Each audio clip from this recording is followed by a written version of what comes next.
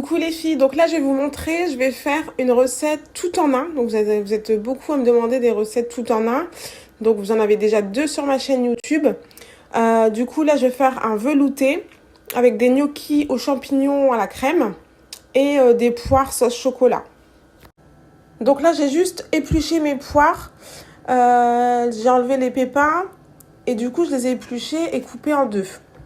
Là j'ai préparé 100 g de chocolat. Je les ai mis dans un sac de congélation et on va les cuire à la vapeur. Comme ça, le chocolat va fondre. On pourra venir arroser nos poires et juste mettre des amandes effilées. Donc là, c'est pour le dessert. Dans mon varoma, j'ai mis mon fouet. J'ai mis du papier cuisson. Donc là, je vais venir mettre mes gnocchis. Donc là, le fouet va permettre en fait à la vapeur de bien se diffuser. Donc là, j'ai mis mes gnocchis.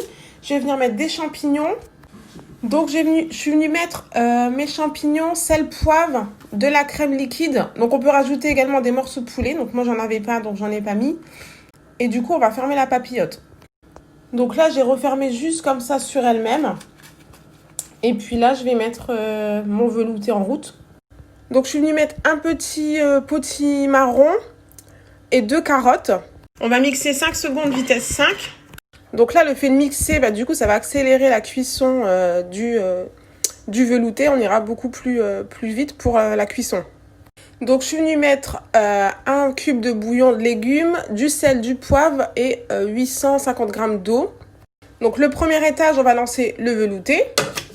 Ensuite, je viens mettre mon varoma avec ma papillote de gnocchi, champignons et poulet, si jamais vous voulez en rajouter. Et en haut, je mets mes poires et mon chocolat. Donc là, on va lancer 15 minutes chaleur varoma. Donc là, au bout des 15 minutes, on va venir en fait mélanger la papillote de gnocchi et champignons. Et on remet en cuisson 15 minutes. Donc là, ce qui est bien, c'est qu'en fait, le chocolat est fondu. On a juste à napper nos poires et mettre des petites amandes effilées.